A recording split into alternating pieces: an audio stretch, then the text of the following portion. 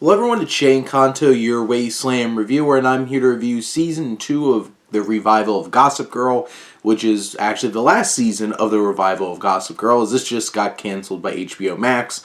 But wrapping up, it got canceled like one episode left in the second season, and then they had the finale focusing on these group of teenagers from a New York private school who, God, they're just so many first world problems in this show.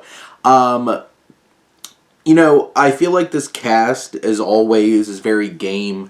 There's a lot of very young, talented actors throughout this show, and there's different things, like you have Jordan Alexander, who's Julian at the center of it all, who... It's really hard to like her all the time in terms of, like, supporting her. Obviously, she's gone on this arc throughout this series and has become considerably more likable, but still somehow finds ways to just have people get really mad at her. And I feel like Whitney Peak's Azoya had kind of, like, more fallen to the side in this particular season.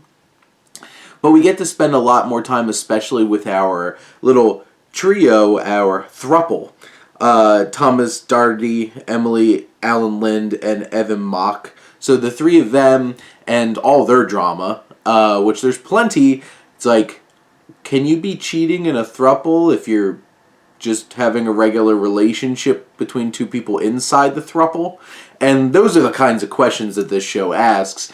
And to be perfectly honest, there's so many relationships in this season that it's just like, you're all better off without each other. Except then the series still tries to get us to believe that they're good for each other, and I don't get it.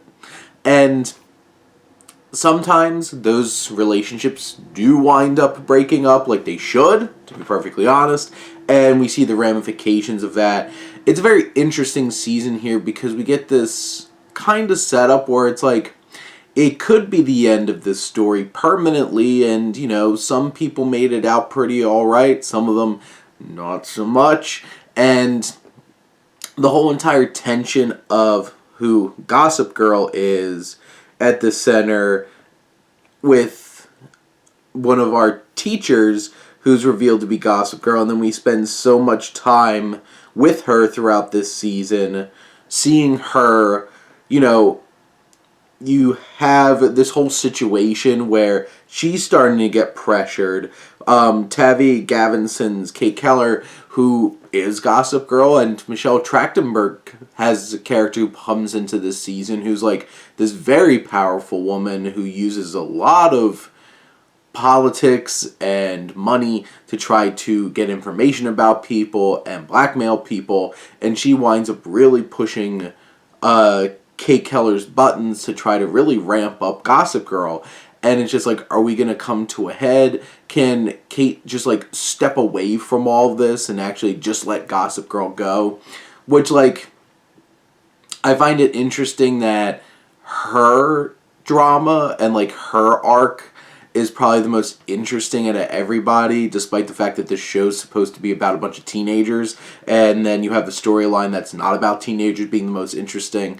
You have all, like, the parent characters, and, like, they go through their own stuff, and some of them are more likable than others, and it's just, this series just feels so stuffed with, like, melodrama and soap opera-y stuff, but then it's trying to be cool about it, and I don't think it really works most of the time, and, this is the kind of show that you could just, like, keep shoveling in what's going on here, and you're just like, well, it's not the highest class form of television, but, there's something about it that's fun.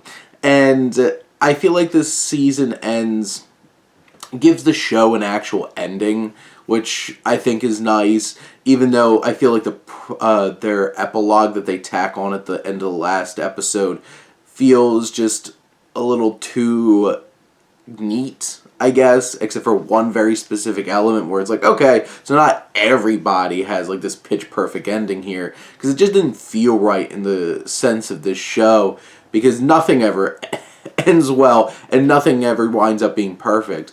But in the end, I feel like this is there's a very specific audience for this, And if this is your kind of show, that like obnoxious melodrama kind of thing, then give this one a watch. It's there. Now it's only 2 seasons and you could catch up on it now on HBO Max until they decide to take it down because Warner Discovery's doing all kinds of weird stuff with all their stuff on HBO Max.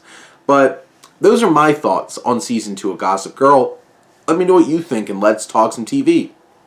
But thank you as always for tuning in and supporting your Wasteland reviewer.